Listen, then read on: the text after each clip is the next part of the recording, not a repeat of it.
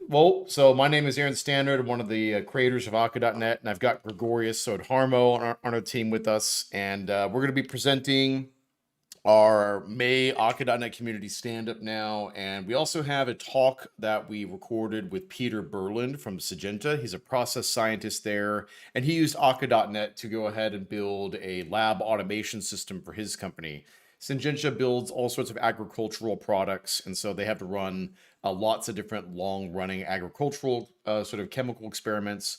You'll have a chance to hear him talk about that in detail towards the end of our presentation today. In the short run, I've got our set of Akka.net sort of releases that we've done basically over the past month or so. So I'll go ahead and get both of these up on screen so Gregorius can speak to the release notes a little bit. All right, Gregorius, do Mhm. you want to talk about 1.437 and 1.438?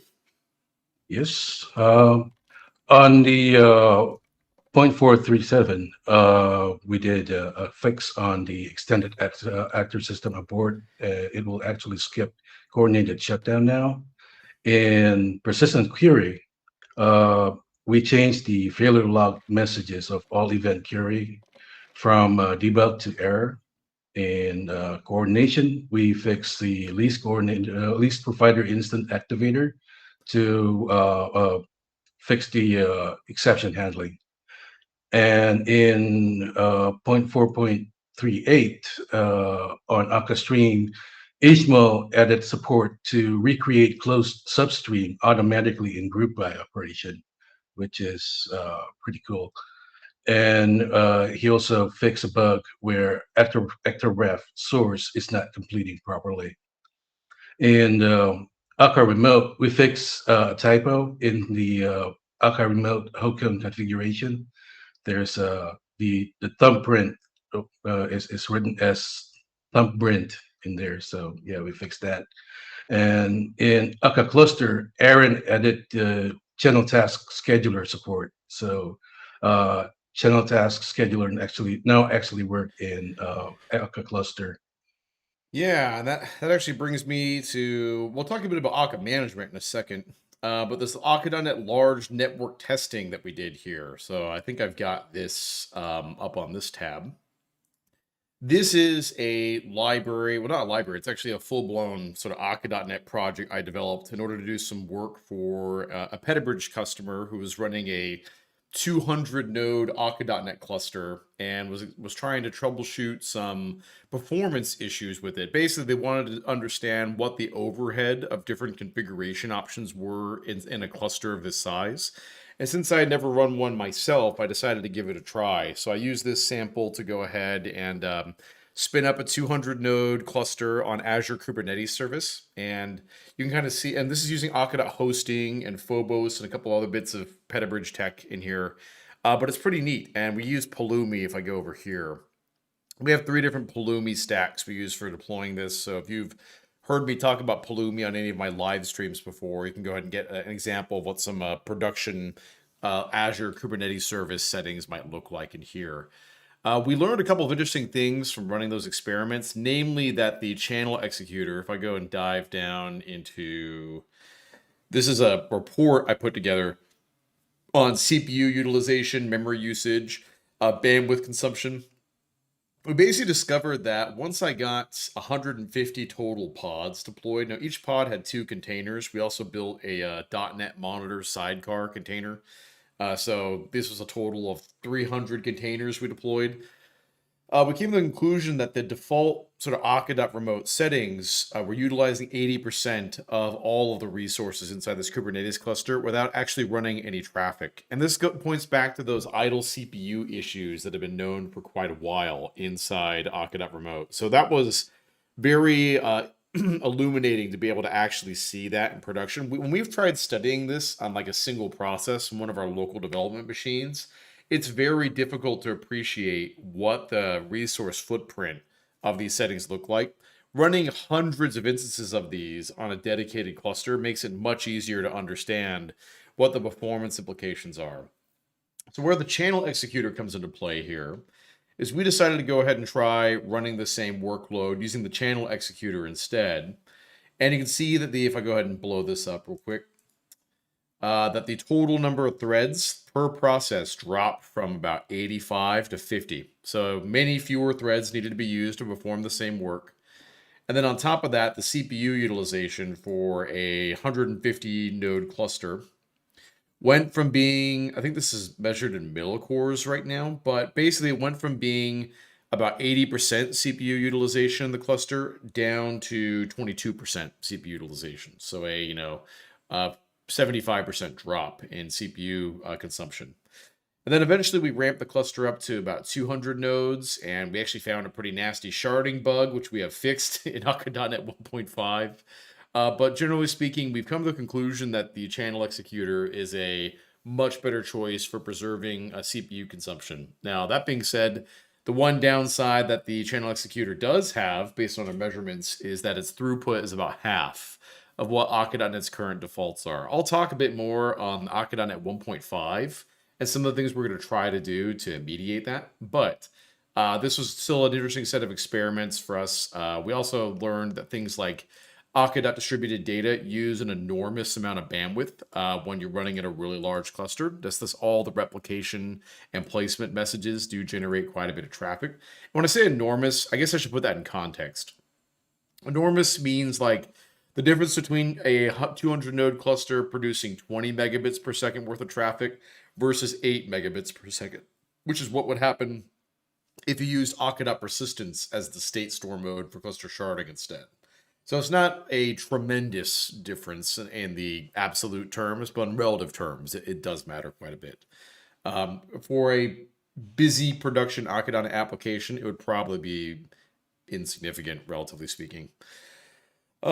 Now let's see. Next, we're going to talk a bit about Akka Management. Let me go ahead and pull this up real fast. So, Gregorius, this is your baby. Why don't you go ahead and take us through Akka Management and talk a little bit about the project and some of the things that we've released since the last meeting? Yeah, sure. We just released Akka Management 0.2.4 beta. We've done several iteration on it. Although it is still beta, we're pushing it for at least an experimental use if you want to use it, because it already contains some very useful plugins. One of them is Akka Discovery, which we aim to the aim for it is to actually replace Lighthouse with a distributed cluster discovery system that leverages the built-in service that is available on the environment. Currently, we have AWS EC2 and Kubernetes implemented. In the last year or so, we've done some major improvement on the Kubernetes discovery plugin. We've done extensive stress tests on it, and right now we're hoping that some user would actually try and use it Oh, yeah. to gauge, yeah, to gauge how it performs in the wild, basically. Yeah, I used the Kubernetes discovery plugin alongside. So Akka Management includes some HTTP APIs that can be used for this service discovery negotiation, where before a cluster forms, all the nodes in Akka.NET will essentially send some HTTP pings back and forth to the Akka Management endpoint to negotiate who's going to form the cluster, essentially. And I was able to run that for building this 200 node cluster in Kubernetes, no problem. It worked great in that environment. So Hmm. I stress tested it pretty thoroughly, and the results were great, spoke for themselves. So that was really useful. We haven't integrated Akka Management into Akka Hosting yet, but that is something I want to do this month because Akka Management's configuration is kind of something that we could probably abstract away via hosting if we want to. Hmm. It'd be great if you could also talk a little bit about the leases, since that was kind of the big thing you worked on this past month, Gregorius. Yeah, before that, we do have planned for the future implementation of Akka Discovery for AWS ECS, Hmm. Azure Container Apps, and Azure App Service. But there is some problem with the new Microsoft Azure Management Package. It's still unstable, so those implementation might have to wait for a few months until that stabilizes. Yeah, Azure's we've been having all sorts of maintenance issues related to Microsoft churning their Azure packages, particularly our Akka Persistence plugins that depend on Azure and Alpaca, our Akka Streams connectors. That's been a lot of Hmm. fun lately. Um, well, I guess the last thing Yeah. we should touch on as far as Akka management goes is the lease stuff. Why don't you Yep. introduce what a lease is in Akka coordination? Okay. Well, Akka coordination is another part of Akka management. And the first plugin that we released so far is the Kubernetes lease. It basically leverages the Kubernetes custom resource by using the CRD to implement the custom lease that you can use inside the split brain resolver, so that the cluster leader can use it as a lock inside the keep majority resolver strategy. And the other thing that you can use it for is cluster sharding, as it can be used as a lock for shared resources in distributed operations. Yeah, it's basically leases are really distributed locks, are what they are, and in sharding they use it for helping determine who the leader should be as an alternative to using the cluster singletons failover algorithm for that. It's another way we can go ahead and essentially achieve a stronger consistency in the event of network partitions. I've just started recommending this lease implementation to a couple of users recently, and we've just stress tested the hell out of it this month. So we're looking forward to kind of pushing this out there. This is kind of a newer thing, so we haven't been pushing it that strongly, but I'm going to start trying to use it myself in some of my own samples, particularly for split brain resolution. All right, well, thanks, Gregorius. Mhm. That's been useful. I guess before we get on to Peter's presentation, last thing we'll touch on is Phobos 2. Then we'll talk a bit about Akka.NET 1.5 as well. So, Phobos 2 was just released last week. This has been my big project I've been working on for about 5 months, really since December of last year. What Phobos 2 really is, if I go to the webpage here, is it's essentially we rewrote the internals of Phobos to use open telemetry everywhere. So we use open telemetry metrics. So we got rid of our app.metrics dependency that we had in Phobos 1. And then we also dropped open tracing and picked up open telemetry for our tracing functionality too. We have performance tested the library very aggressively. We've tried to make metrics zero allocation. In fact, we succeeded in that. So Phobos metrics don't actually allocate any memory at all.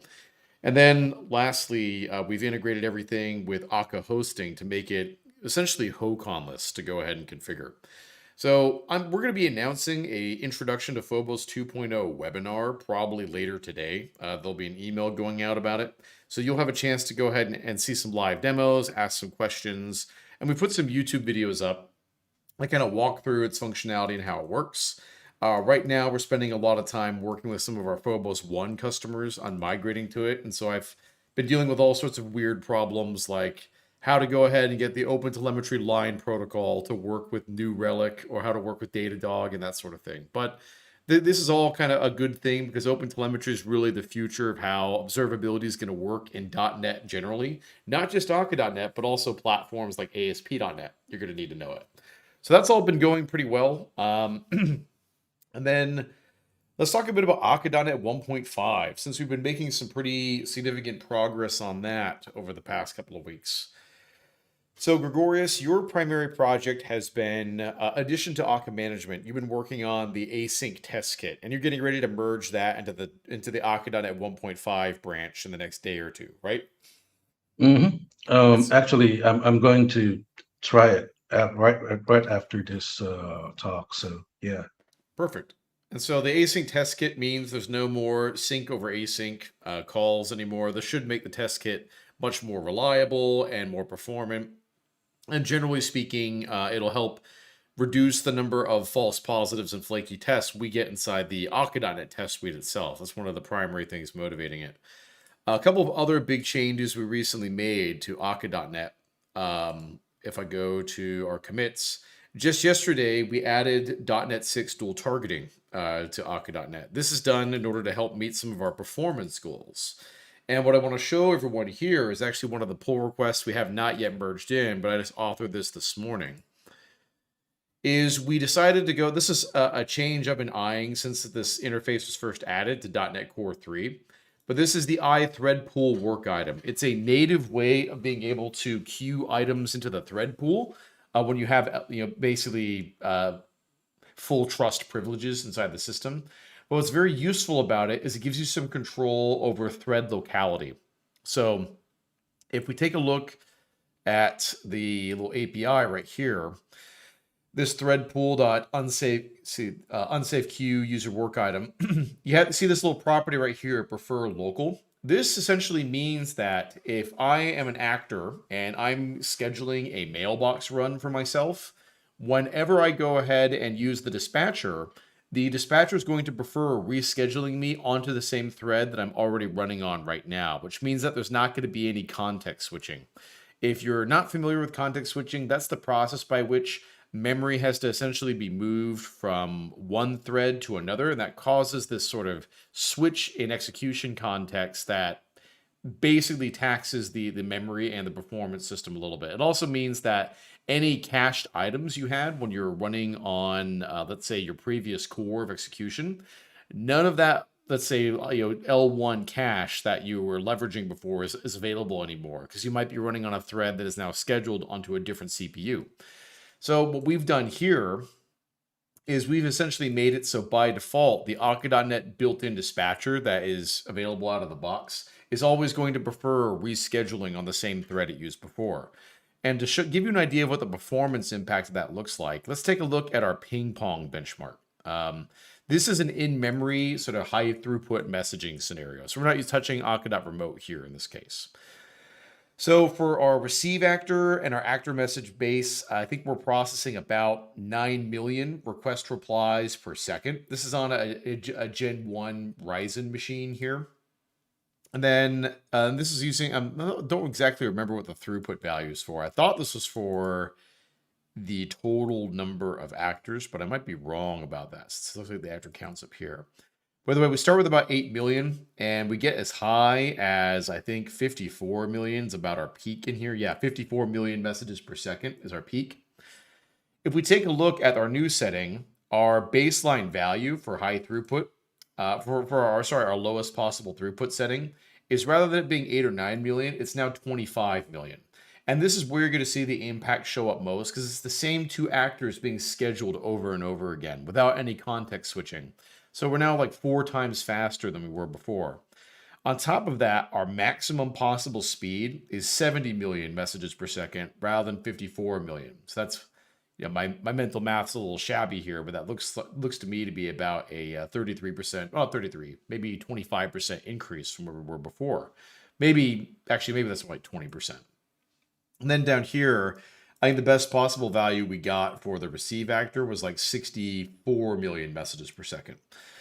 So what's interesting about this is that the baseline performance is now so good on our default dispatcher that you can actually really begin to see the difference in performance between the actor base, which is our absolute most bare bones actor base class, versus the receive actor, which is much more high level.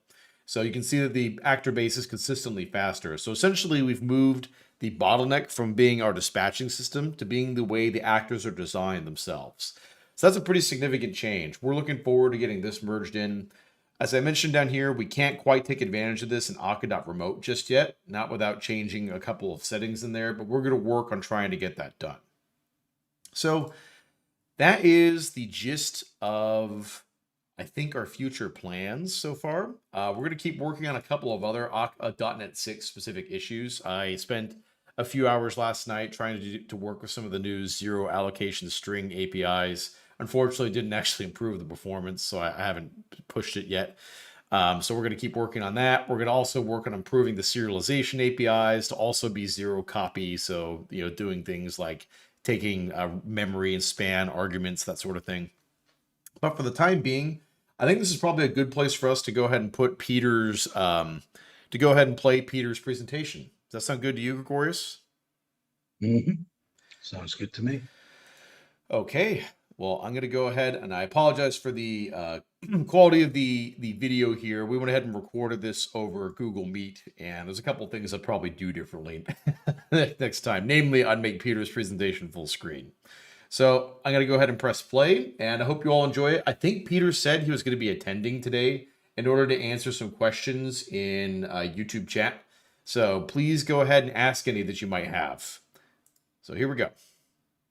Okay, so for our Akka.net community stand-up today, we're going to have Peter Burland present about lab automation with Akka.net. So Peter's on the call with us. And Peter, why don't you go ahead and introduce yourself, talk a little bit about your background and about your role at Syngenta. Yeah, okay. Yeah, I'll dive straight in. So, yes, my background. So I work as a chemist for a research scientist for a company called Syngenta, which is a multinational agricultural chemistry company. My background specifically, I have a PhD in chemistry from the University of Reading. And my current role, I work as a specialist process chemist for a part of Syngenta called the Process Studies Group. So this is a group based in the UK, not far from London, and we are a fairly small group across the whole of Syngenta, which has thousands of employees. So our group's around 40 to 45 people, primarily scientists. And the kind of work that we do, um, so we work in really on technically demanding kind of chemical processes. So chemical processes, kind of the conversion of some raw materials into something else fundamentally. And so we're trying to understand what's happening in these processes, maybe to reduce the cost of a process, or to understand why something's suddenly not working. And Um, Go on, yeah. Syngenta's business is building agricultural chemicals primarily. Yeah, so active ingredients that eventually will be sprayed onto a farmer's field. Got it. Okay. Um, so we're kind of working at the point where we're kind of manufacturing multi-ton active ingredients that then get formulated and turned into something a farmer can spray. Um, so yeah, our group is then itself split into different areas. We're looking at different parts. So I'm looking at how does a reaction progress? So how does a kind of chemical turn from chemical A to chemical B? Fundamentally. Other groups may be looking, how do we take this kind of small scale process, a couple of grams, maybe 100 grams, and how can we realistically scale that up to hundreds of kilograms? There's a lot of different considerations.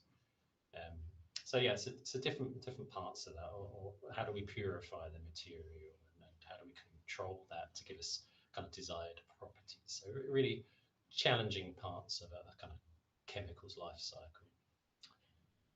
So I started off as a chemist, and then over the last few years, I've kind of got interested in kind of data science or statistics. So this is, probably big data and programming languages like R and Python, machine learning. I think these are hot topics still. So statistics, I was really interested in.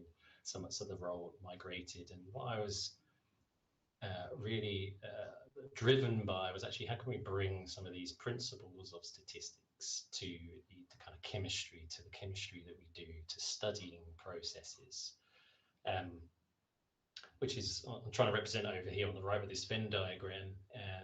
And then the third part is actually how can we orchestrate this kind of communication between, say, a device that's driving a chemical reaction and some kind of intelligent algorithm that's making decisions or analyzing data and things like that. So quite a lot of sophistication, but how can we make that easy so the scientist doesn't have to spend his life coding? We can make that easy for them to do. So some sort of communication layer between algorithms and decision making and chemistry. And ultimately, we want to work faster. We want to work smarter, not meaning we're not working smart now, but we want to maximize the kind of data that we get out per experiment. But as we'll see during this, I am a lone developer in our group. So I'm a hobbyist programmer who's been fortunate enough to kind of apply that to work and do software development at work and things like that. So it can be very lonely without that kind of environment to contribute, to share coding with others. But actually, the science environment is changing. A lot of now new scientists are coming in with Python background, with an appreciation of programming tools. So actually, the science environment is changing, and statistics and coding are now kind of a tool that a scientist uses. I just thought I would try and frame what we mean by lab automation. So I think for me, automation was always robotic arms making a car. That's how I saw kind of automation, and I think that is automation. But for a lab environment, we're looking at the use of instrumentation to perform lab processes requiring minimal human input, and that's the key. Is the human is their time is freed up to do data analysis, to think, which sometimes our time is taken up weighing things out and stuff like that, which is not the right way. Automation can simply be to turn a stirrer on and record, the RPM of a stirrer, or it can be a sophisticated multi-step workflow running over days with feedback control and machine learning or optimization, some kind of statistical or mathematical control. And this little image on the left was trying to represent decision making, that actually the culmination of kind of the computer infrastructure, the software, which is kind of what we're talking about today, use of devices or robotics, data science, and more is designed to try and create a system where we can make decisions on the fly and perform totally different experiments real time, which is what we can't easily do now. So that's the kind of framing. This is a rather tidied up fume here. They don't always look this neat and tidy. But I just wanted to put a picture in of what we mean by reaction chemistry and what a fume hood is. So it's essentially just a box that is designed to enable us to work safely. So it has an extraction just to ensure that we're not being exposed to chemicals. And typically we'll chuck then a load of equipment inside the fume hood, and we will use this to perform our reaction, the process in which we're studying. So this is just an example. So the reactor is where the main bit is being done. And we have lots of devices, so things to stir, things to reduce the pressure of the system and to perform distillations, things to just basically push liquids into the vessel. I'm not sure if you can see my mouse Yeah, or not. Okay, right good. over the syringe pump. Okay, good. All right. Webcam, it's not labeled, but there's a little webcam set down here. So record images, visualizations, videos, and more sophisticated devices that are actually, this is a probe that's sat inside the vessel. We're trying to look at physical kind of properties of a chemical changing as a function of time. So these systems often have proprietary software driving them. These systems are geared towards manual intervention, but they'll have input output, but they won't come with software.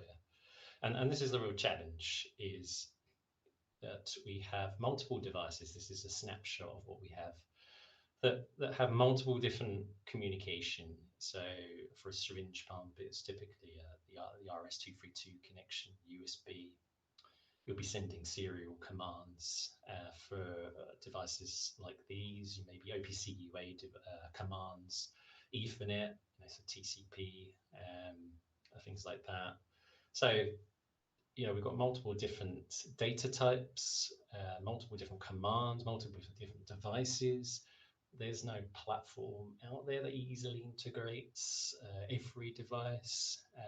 They all have different communication protocols. So that's the real challenge, is how do we actually make that, design a simple system just to bring these all together. So this goes on to what we actually need at the outset of this project. We want to do fancy stuff. That's our kind of end game, or our first end game, but what do we need in the short term? So we need some sort of layer, some software layer to orchestrate the connection between a scientist doesn't understand anything about coding or controlling devices and the hardware that again don't know anything about what a scientist wants to do. So we want to build some level of abstraction in. We want to, some devices produce data every 10 seconds. Most devices do nothing unless you ask it. So actually send it a command and get data out. So we want some kind of scheduling system where we can poll a device and ask for its data.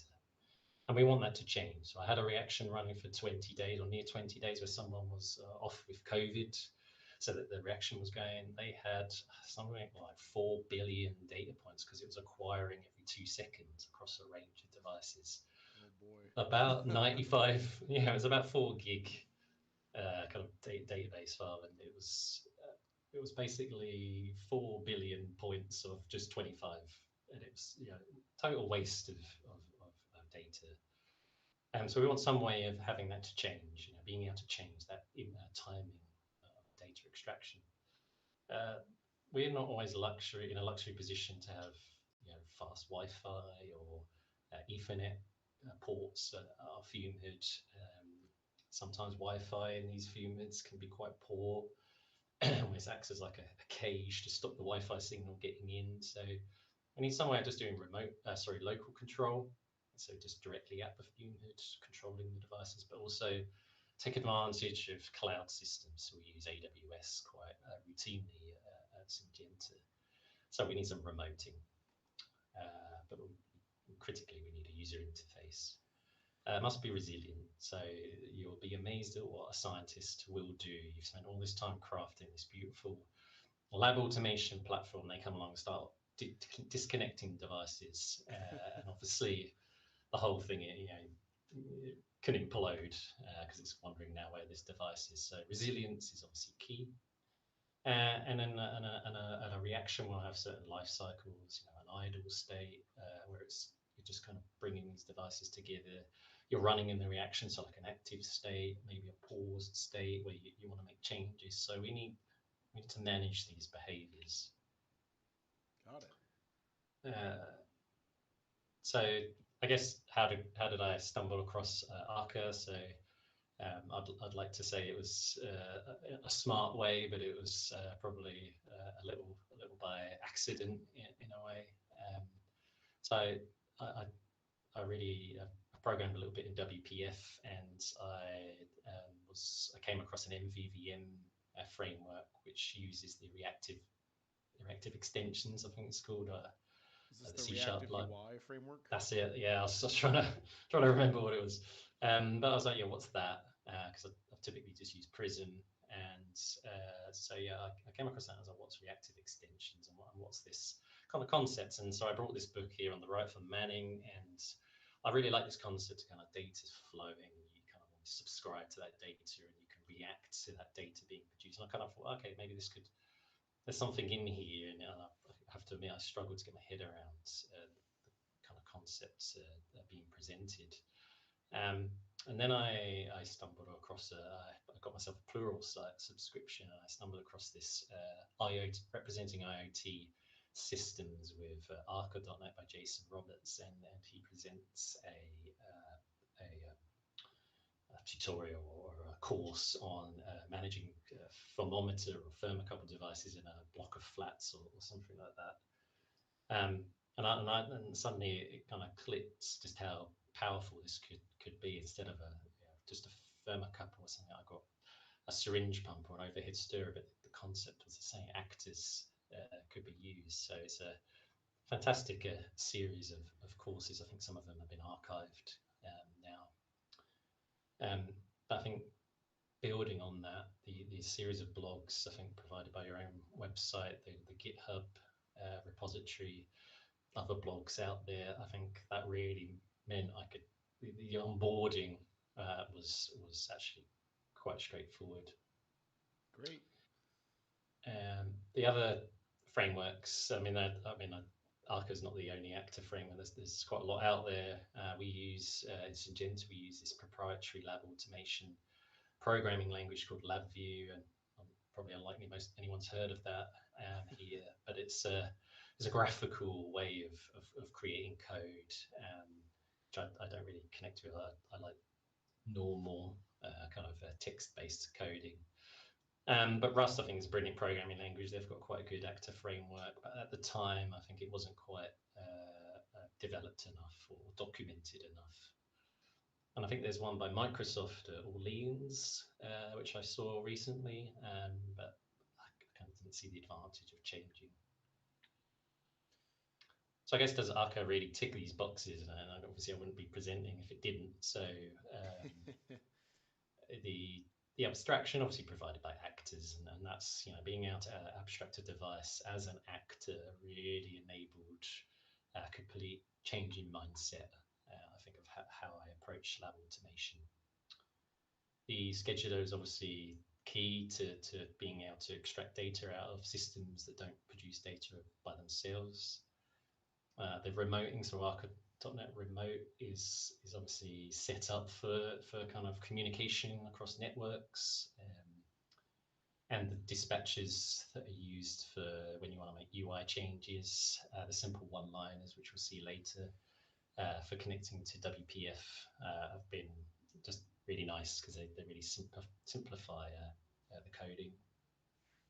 Supervision is obviously inbuilt to the basic out-of-the-box Arca, and the kind of behavioral changes that become and unbecome kind of the concept, I think it's called. I think there's an official name, message loop hot swapping, but I just see it's kind of actor behaviors. So these are all kind of baked into basic Arca.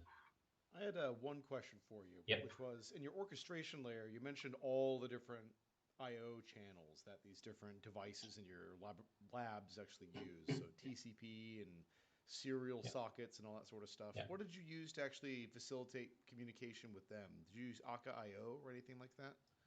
I haven't done, no. I mean, this was just simple serial port command sending, so nothing Oh, okay. fancy. So no, I'd not even heard of that. So Well, I don't that's think something. you can use Akka I/O for serial No, ports. okay. It'll All right, it'll well support that's right then.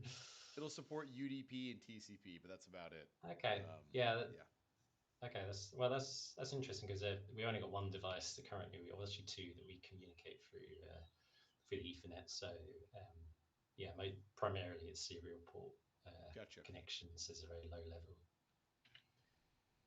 So the implementation is obviously huge. So this just presents a bit of a subset of how we approach this. So we have the devices. We have a range of about 20 to 25 devices, all performing different actions. Some we have multiple manufacturers for, some we just have one. So here we have a heater chiller. We typically just have one brand. Syringe pumps are cheaper, and we typically have a more wider variety of brands, but and they have different communications, like we said. So the hardware abstraction is nothing too sophisticated. It really just boils down to a load of interfaces that are at that level of kind of abstraction over the real physical device, which is represented or shown here. I didn't want to be too much coding because I appreciate it takes a little while to digest what's being shown. But this is just an example or a snippet of the syringe pump interface, and here we're just saying, I don't care what syringe pump I've added, but as long as it performs a start, stop, pause, and other functions such as getting the data out and setting the diameter of the syringe pump. And these are common behaviors associated with all syringe pumps. So that's a rough simple way of kind of almost getting rid of the actual device as we then build on the actor framework. And then the best part is obviously then the actors which represents the real low-level device. So here's an example then of the syringe pump actor. The way in which we get the syringe pump to do things is obviously sending messages. The syringe pump has a device injected in, and this is just, again, just a little snippet. It handles certain messages such as start syringe pump. So that just calls the method on the interface. So nothing too extravagant, but actually now this allows us to test these devices without having to go into the lab. And especially during lockdown in the UK, we were not encouraged to go in or not even allowed to go into work for long periods of time. Actually being able to continue development on the system without ever having to go into the lab was really, really nice. Yeah, that is nice. So being able to then kind of bring all this device creation together is then handled by another actor. Here, the device manager actors. So this creates the device actors, so the child actors. When we ask the device manager, please create new syringe pump actor. It manages the starting, the kind of global events such as starting and stopping. And obviously, Akka has the kind of hierarchy built in terms of how it handles errors and how it propagates those errors out. So being able to detect errors and then make decisions from that, is this a shutdown, global shutdown, or can I just isolate out that heater chiller, for instance, is just, I love the fact that that's all kind of baked into the kind of out of the box Akka. We don't have to do much additional work. And I guess this is part of how my mindset struggled. I think when I first created this system, I think I had one actor doing about 100 different tasks. And over time, I've realized that actually breaking this down and making sure an actor just has a single responsibility, where practical is really, took a little while to get my head around. But once you do kind of get your head into that kind of actor mindset, then I think that the world is your oyster. Yeah, absolutely. And then, so in terms of how big is a single responsibility is kind of one of those subjective judgment calls that you don't really, there's not really a hard and fast rule for it. You just kind of have to start feeling your way through it and feel like maybe this is too big for one actor to handle all this, right? Yeah, yeah, yeah. I think you're right. Or could I break this process down into a few actors, and then you go away and decide, that's just too much. Too many things going on, too many moving parts, and actually simpler to test in one actor. So yeah, I think there's clearly no rule. I think one actor to do everything perhaps is definite no. Yeah, so we have a conceptualization of our device, and then each device has trends associated with it. So that's for a heater chiller, which again just heats some oil, pumps that oil around a reactor, so heats the internals of that reactor. That's all it does. So we have the internal oil temperature of a heater chiller. We have the temperature of our reaction because we have a thermometer connected, and we have a user set point. So these trends are then trend actors. These are actors in their own way that have their own behavior associated with them. And this was a way in which we could then start building in a bit of complexity into how this lab automation system is structured. At a very simple level, we use this pub sub pattern to enable observers to see new data being produced. So when you look at like a WPF application or web application, being made aware of, if you're doing charts and things like that, being made aware of that there's a new trend is obviously a critical part. And being able to save that data as well to a database or stream that data somewhere, clearly that can be handled by a different actor. So orchestrating what happens to the data is then handled by a trend actor. And this opens up some really nice possibilities which we use all the time, and it's dead simple, which is conceptualized here. So we have a sophisticated device that produces a spectral measurement, so a two-dimensional measurement every 5 seconds to 2 minutes, depending on how quickly you want to acquire data. And by being made aware of that data being produced, we by subscribing to its data, we can then inject in a mathematical operation to change that data when it's produced and create a new trend from it, or multiple trends from it. So in this instance, we're doing taking a second derivative, it's just a mathematical operation, and we're producing a new spectrum. We may not want to, which is another two-dimensional spectrum, we may want to produce a single data point or something else. So we can just keep going down and doing a new derivation where we could do something called partial least squares, which is a chemometric technique, and So we can have a calibration curve, which can take that data, can put it into our model, and it can produce a single data point here, so 0.8, like a chemical yield or something like that. So these are just trend actors that are just subscribing, and the user has just put in some sort of mathematical manipulation. So a very simple thing, easy to test, and it hasn't really required much sophistication, but it's really dead simple to do. So this is something I did board during one of our early lockdowns in the UK. So just to test this concept, it's probably one of the most pointless things I did, but it's quite cool. So here we just have a webcam that's just taking an image or recording an image every 2 seconds. This was a pint glass which had red food colouring. I was dosing in red food colouring, and I just wanted to see what the top 5 colours of this image were as a function of time. So here, just the image is produced. We subscribe to that image, and we then do something called k-means clustering to find the top 5 images. And as you can see, it goes from a not very nice color to quite clearly a red-ish color. So this was just one actor with a bit of logic injected in. So a really nice, simple way of creating some complexity. But by itself, really, all we've done is developed a kind of a data acquisition framework, which is great, but not that useful. So we can zoom out a bit further on the actual platform itself, and it's clearly there's multiple different components to this, each with their own single responsibility. So we record observations, change color or something like that. We might record those as text observations. So we have an annotation actor to manage that. We have a database actor to manage the reading, creation, the updating of data. Possibly streaming data in the future.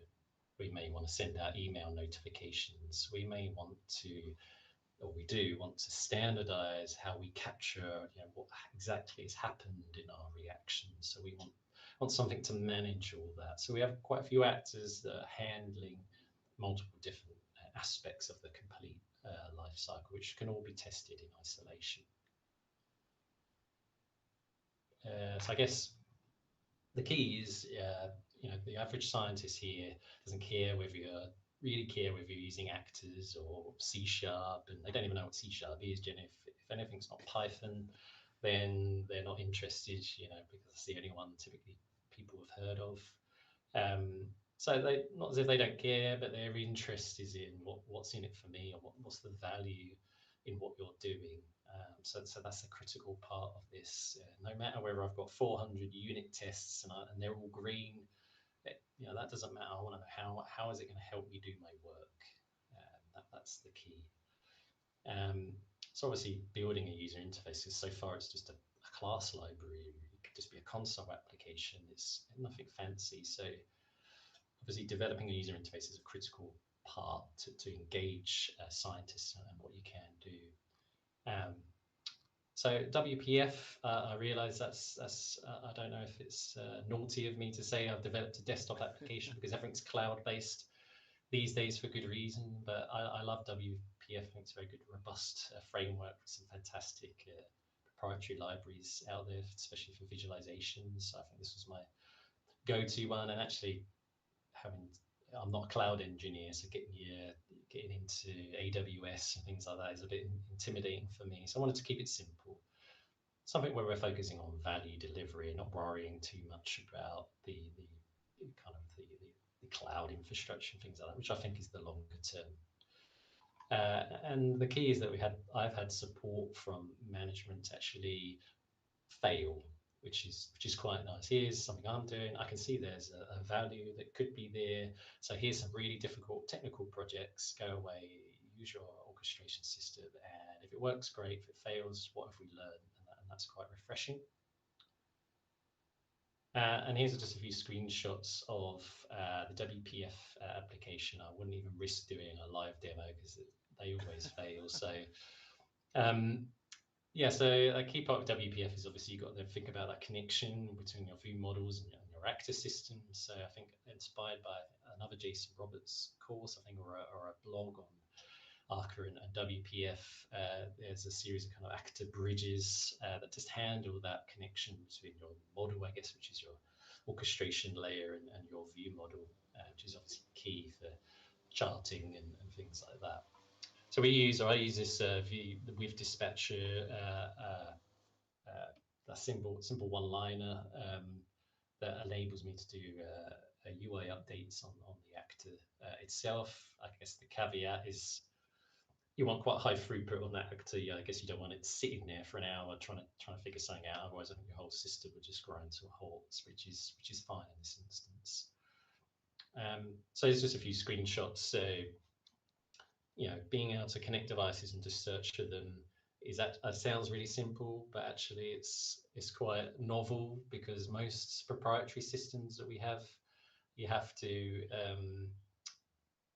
actually specify what COM port you're connecting to. Sorry, there's like someone mowing the lawn in the background. Sorry. That's all right. I was able to mute it on the recording once I Okay, all right, okay. I just wanted to check. So some of the systems we have, you have to manually say what device is connected to what COM port on the computer. So being able to inject a bit of logic there to search for devices. Here we're communicating through our actor system to find out all the trends associated with a device. Again, these are just messages. Give me all your trends. Here they are, and you can visualize them. And obviously the key is actually then how can we take data in all its different forms and actually start visualizing it. So these visualizations is what scientists is really, this gets them all excited, and this is what we want to show people and enable it easy to do. So this has been used quite routinely, this kind of user interface, but it's still not the complete story. We also want to go out a little further, and actually the idea behind building complex systems is creating a way in which we can craft an entire experiment workflow in an easy to use way. So here we have another actor to kind of manage this experiment workflow. I'm not sure that shows up very well, but this was a conceptualization I did at very early part of how I saw a kind of reaction platform or a kind of timeline of events happening. And the idea was to try and bring programming principles like while loops and if-else logic to a kind of science reaction. So these nodes here, like task wait, are they perform an action, which task wait just waits, and we have node inputs as well, which could dictate how long it waits for, or if else logic, if else if else if else if else for each, and all these kind of logic. And I thought this was a kind of visually appealing way of kind of managing that. It was inspired a lot by Blender. I don't know if anyone's ever used Blender or seen it, but it's a 3D modeling tool which has a really nice node editor for creation of materials or material skins for models. So I really liked it. I'm a bit of a magpie. I like shiny things, and this was quite cool way of kind of building up quite complex processes. But fundamentally, a kind of task or an action is just a task actor, and the inputs are kind of bound to that actor through message passing. So dead simple concepts, which are really easy to test. And then this was the realization of this kind of concept. So this is a real snippet of what the code looks like, or the user interface looks like. So again, we have our nodes, we have our inputs, and again, these are just kind of representations of our underlying actors. This is something that one of your scientists can actually lay out inside your WPF app, right? Yeah, this is not my work. This is what someone has used in a production reaction. So this is a multi-stage process here. So he's done an amazing job in coming into this and being a bit of a guinea pig for this work. So this is live, real code that people can use.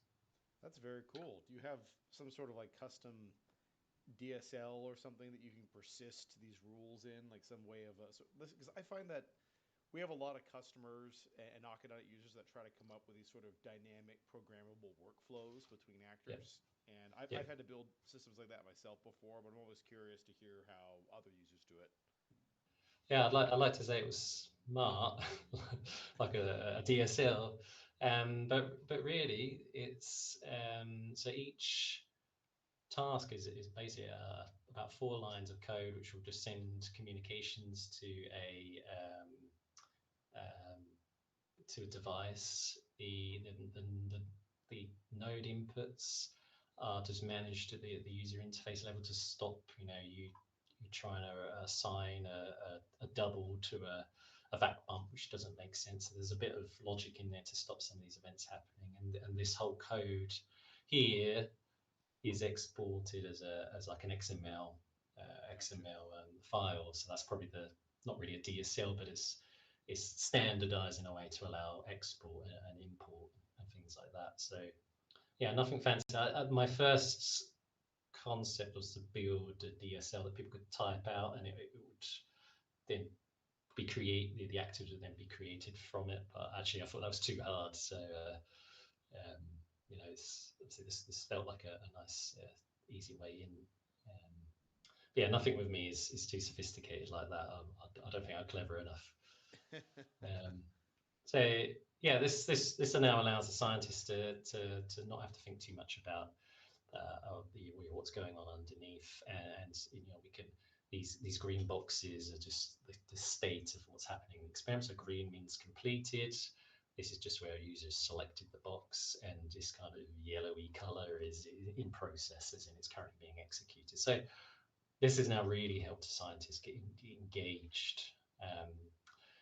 So this is both a good and bad slide. It's bad because it looks hideous, but it's good because it shows you the level of complexity that can be built from very simple concepts, like you see a lot of if-else around. These are decisions that are being made, which are then guiding the next part of a reaction. So this is a loop, this is a while loop, which is this is sat in. And as you can see, the UI needs a bit of work to simplify or allow simplification. But I think fundamentally, this has already enabled some really challenging processes to happen, all built on if-else and while and for each, very simple concepts. And again, underneath that, Akka is driving the whole process. And these are a couple of production examples that would not be possible without Akka and the subsequent orchestration layer. So again, this is an infinite loop, which is this part on the top right, and this is the inners of the infinite loop. So 2 things: switch a valve, so a 2-position valve, so switch to 1 position and switch back, and wait. So it sounds a bit simple, and it is, but fundamentally we have no way of controlling the time in which it switches. So no human can do a 30 millisecond switch. That just wouldn't be possible. And also no human wants to stand and press a button, switch and turn every 10 minutes for an entire day. That's a waste of time. So actually very simple, but it's enabled an experiment, enabled that scientist to be free for the entire day. And this is just a screen grab of this is a mass spectrum. So you can kind of see the sampling that's going on at regular intervals here. So again, we wouldn't have been able to do this. Unit testing, I think I'm probably a little bit obsessed with unit tests, maybe unhealthily, but I think Akka has an absolutely amazing unit testing library with it. So testing the sending of messages and responding to the messages, and either doing simple tests or actually building more complex, I don't know if they're more integration tests or not, I don't know, but building more complex feedback controls and actually testing them has been really good. It's saved my life because you can simulate what happens if a user unplugs a device. How does that filter up, and how does Akka respond to that? That's been amazing. So I think that's a really good a testing library that Akka has, especially during COVID-19 when we couldn't be in the lab. And this screenshot, again, might look a bit confusing to people.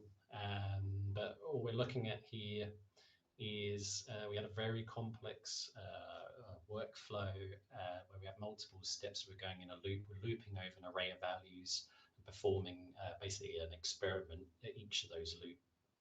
And within that experiment, we're taking kind of little aliquots of our reaction and analyzing them. And the potential here is now we'd be doing that maybe 1 or 2 reactions during the day. We could leave that overnight and come back and we've done 30 reactions, all kind of built on these kind of key concepts. And as you can see, the kind of quality of data here, this is what we were doing before. These aren't like for like, so these blue lines would probably still be overlapped here, but what you can see there's quite a lot of variability, there's quite a lot of big difference between the values, it's a bit all over the place. We're using this framework, we're now getting more data and it's of a better accuracy and it's completely automated, whereas before it's quite manual. So this is huge value to our group in terms of what we already can do. We're only really the early stages of this project. I guess challenges. For me personally, as I said, I don't always get things straight away either. Kind of getting your head around actors and the actor concept and how to utilize it in the most effective way takes a while. But I think once you do, once it does click, then I think it really, there's no going back. I still don't understand the right time to use the pipe to an async and things like that. So I still find it a bit tricky getting my head around. But again, that's not Arca's fault, that's mine. But I think the key is that there's brilliant documentation. I think it's recently been updated from what I've seen. It's now got a cool dark theme. Worked examples of the GitHub, the course or the guided series of tutorials, blogs, guides, the plural site stuff, absolutely brilliant. So thank you for everyone for doing those, because I don't think this could happen without that. And I saw the last show and tell, which was around a kind of manufacturing setting or things like that. Really, really impressive to see. Again, someone in a science environment, it's obviously a slightly different environment using Arca and how they've used it as well. So I think that really helps spark ideas. And just finally, obviously cloud systems are perhaps a bit better than a WPF application. Obviously, then we've restricted to Windows. So yeah, I'm trying to decide where I want to sit, or actually how to do it. But a cloud front end, maybe for remote monitoring and things like that, I think could be quite interesting. I'm really interested in building Android app or something on the mobile phone. I really like platform Uno. That's a great platform. So it's something like that where we could take advantage of the remoting part. I said here Blazor just because I think Blazor is a great framework, but maybe I need to start spending my time away from Microsoft products now and then. The clustering as well. This is something, again, I don't even know if this is possible, but some of the statistical control algorithms are actually quite long running. But our lab is now set up with, I don't know, 10 to 15 computers all networked, all with like known IP addresses. So I don't know if the clustering part of Arca could be then used to distribute out calculations across computers that maybe aren't being used. Because anyway, it's like free computing resource there. So it feels like there should be something there, but I'm not quite sure if it's possible. Well, just to give you a couple of examples of where I've seen customers and users do that in the wild. So we have a lot of customers in the banking industry, and one of the types of kind of advanced calculations they have to do is what's called asset line management. It's basically they're taking a portfolio of mortgages and comparing its risk basically to what it was a month ago, and also comparing it to potentially other different types of paper instruments. Yeah. And some of those for a pretty large bank can involve tens of millions of individual mortgages that are all bundled together into an instrument. And I've seen multiple different customers now build a system that distributes those calculations out to multiple machines and then kind of sums it all back up together at the end. So as long as you can kind of as long as units of work can basically be long running and non-interactive with each other, it's pretty easy to parallelize that. We also had a customer look at doing it for complex calculations for maneuvering geosynchronous satellites. was one Wow. of them. I Amazing. don't think Yeah. Okay. so. It's definitely doable. Um, Yeah. yeah. Okay. I'm sorry. Okay. Keep going. No, that's good to know that at least it's not ridiculous. Either way, even if it was ridiculous, that's also good to know. So I don't waste my time. But yeah, I figured based on what I've seen, there was something there, and I think the clustering and stuff looks quite not straightforward, but I mean, at least it's It's conceptually. feasible, at least. Yeah, exactly. Yeah, so I think that's definitely a doer. Like I said, the value is obviously what dictates how much resource I get given to continue development. And yeah, I mentioned a comment about open source. I've never developed anything open source. I use one or two proprietary libraries, but I think getting that platform out there, getting engagement from community, something that really is driving me. So I'd love to be able to do that. So that's something maybe not right now, but that's definitely an aiming point for me over the longer term. Once things are a bit more robust, is to get that platform out there. I think there could be some good value outside of just our group, and I think that's everything. Okay. Well, thank you very much for your presentation, Peter. This was very detailed. Okay, And sorry. no, it's a great thing. I think in terms of the other people who are going to be watching your presentation, I think one of the things that Akka.net users find very helpful is I think you had just the right level of detail in your Yep. presentation in terms of it wasn't you kind of gave a good high level overview and you demonstrated quite clearly with data, in fact, how this approach improved the process pretty significantly compared to what you did manually before. Yep. Um, so that was great. And then I think showing some of the code I think was just right. Talking about your actor hierarchy and the complexity of the problems, and then talking a bit about having to build this sort of graph of all the different decisions and stages and devices that were participating in it was really I think kind of brings this sort of full circle for a lot of users in terms of saying, Yep. okay, I can start to wrap my head around how I would go about applying let's say applying actors to my own IoT type problem, since a Yep. lot of them tend to be very process driven. We've Yep. got customers who use Akka.net in IoT for medical devices, for manufacturing, for shipping and transportation, for energy production, all sorts of stuff. And Yep. they all tend to follow fairly similar sort of domain patterns. And Yep. in this case, being that they're event driven, and you want to have the ability to kind of visualize how well those devices are operating or how frequently they're doing certain types of work. And I think the also just me personally, I really thought your idea of having the derived trend stuff was very cool. Yeah. Particularly the fact that one of your derived trends was literally from an image. That was neat. Yeah. Yes, I guess yeah, that's what it. I think once you get your head around the actors, then it opens up things that you perhaps didn't necessarily see yourself thinking at the very beginning, and I think that's what Arca or the actor concept really brings is actually now we've presented a huge diverse set of applications, and that's a sign of success is that one thing can be utilized in completely different ways and really innovative ways in some instances. So that's a thumbs up from me on that. In terms of especially the value that it's already provided. Absolutely. And Gregorius, do you have any questions? I've got a couple more, but I want to make sure he gets a chance to jump in.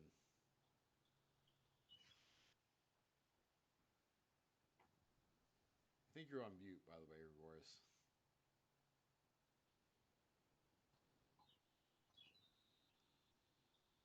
Well, I'll go ahead and assume he's good then. Um, in my case, I had a couple questions. The first Yep. was, are there any resources out there about using Akka.net with reactive UI? I don't think I've ever come across any, but that was something that was really interesting to me. Yep. But can you tell us a bit about what that experience was like? How easy is it to pair the two of those together? I started with reactive extensions and the reactive UI MVVM framework.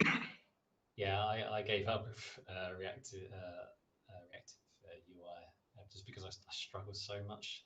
I think because I started with Prism. I don't know if you've ever used Prism, which Never I got used my it, head but I'm around. familiar with Okay, it. yeah, which is I think it's view model first program, and I think reactive UI is view first. So I think my mind was already programmed for view model first. I really struggled to connect connect the dots there.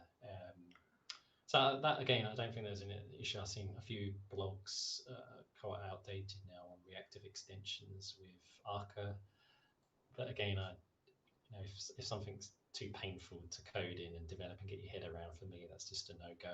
And Prism was just so much simpler. Oh, okay. In terms So of you how ended up much. using Prism for the final product here. Yeah. So we use Prism for our MVVM, the MVVM part of our project. Oh, I got it. Okay. Um, let's see. And then the second bit you mentioned. Oh, here you go. Akka.NET remoting plus Blazor. Yeah. I think if the data visualization components are there for Blazor, that's the one thing that I would have a lot of trouble replacing, given how rich WPF's ecosystem is for Yeah. that. Then that could be a really fun project. I did a couple of Twitch streams last year of doing essentially a collaborative drawing program with Blazor and Akka.NET. Okay. And so definitely can be done. We were using Akka.cluster for that system, but it definitely can be done. But you need to use, I think, the Blazor you can't just have a pure WASM app for that. It needs to be the Blazor that's backed with like ASP.NET Yeah. underneath Okay. it in order Yeah. to pull that off. Yeah. Okay. Gregorius, are you back with us? Yeah, my noise gate software decided to drop my microphone for some odd reason. So I don't really have any question, but I can really see that this product can be quite a quality of life improvement for lab, at least technicians. Like, Yeah.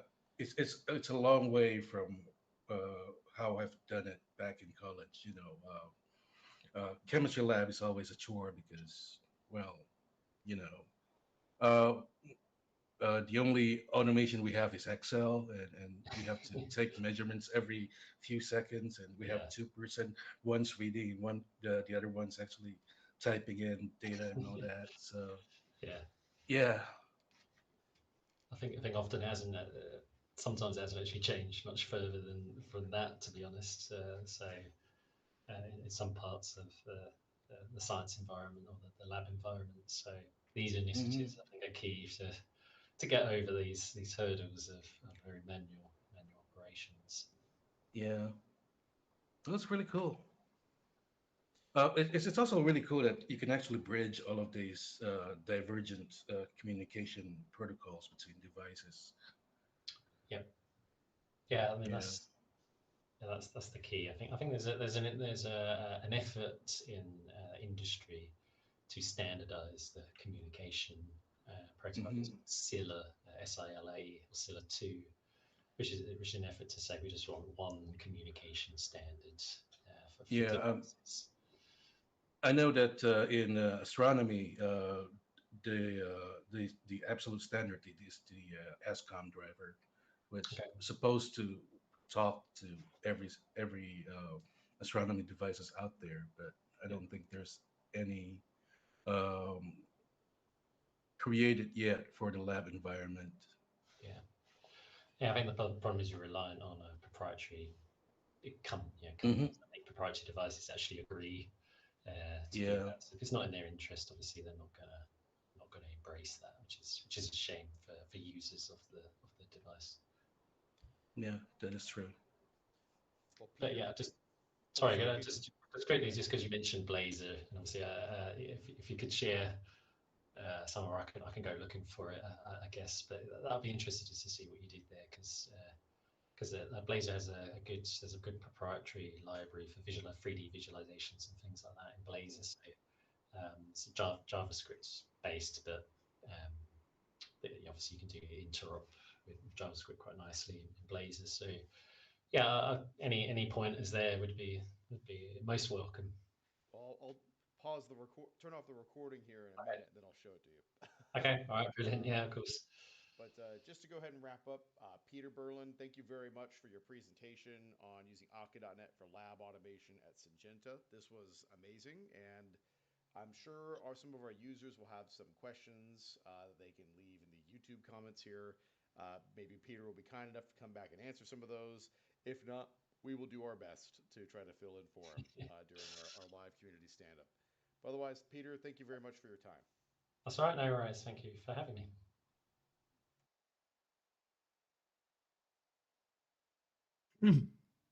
All right, and that was Peter Burland with his presentation on lab automation with Akka.net. And you know, I've been very blown away with the first two show and tells that we've done. It's just a total coincidence that they're both happen to be scientists, but I thought Peter did a great job, and his solution, I can appreciate how valuable that is. In particular, his demonstrations of certain types of experiments that couldn't be done without automation, such as needing to be able to close a valve in exactly 40 milliseconds, which no human being could do, or being able to go ahead and run a experiment continuously over a long period of time.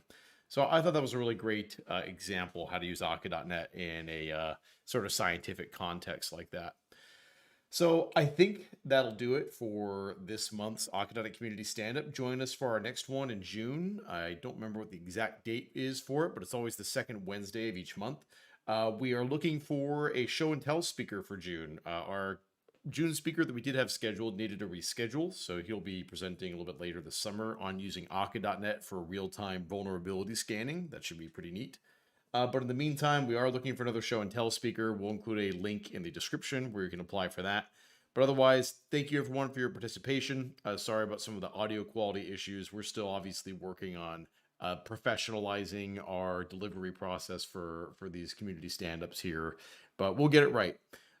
Thank you very much for your time today, everybody. We really appreciate it.